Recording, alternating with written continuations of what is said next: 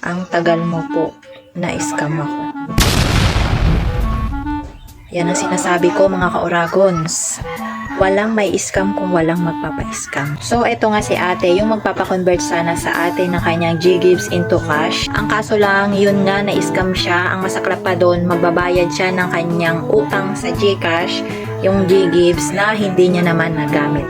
Kaya para maging awareness sa inyo mga ka-Oragons, i-share ko sa inyo kung sino ba yung nang-scam sa kanya. So, ganito nga yung ginawa ng scammer mga ka-Oragons. May pinadownload siyang apps na ang pangalan ng apps ay Frozen Loco. Para nga mapaniwala niya si ate na na-scam, ayan, nag-send siya ng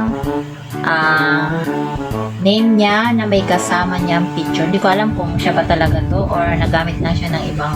Tapos ang gagamitin ni ate na pang send ay yung application na pinadownload sa kanya ng scammer. Tapos ito na mga ka-Oragons, nung nasend na yung Ggives, pina-uninstall na ni scammer yung application. Dito pa lang dapat nagtaka ka na kung bakit ipapa-uninstall agad yun. Tapos ito na nakakawindang mga ka-Oragons.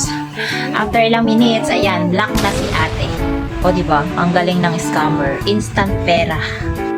Ayaw magtrabaho ng patas. Kaya sa mga magpapakonvert dyan ng kanilang mga Ggives into cash, iwasan nyo na to. Ayan, lalagay ko na dyan. Iwasan nyo na yan.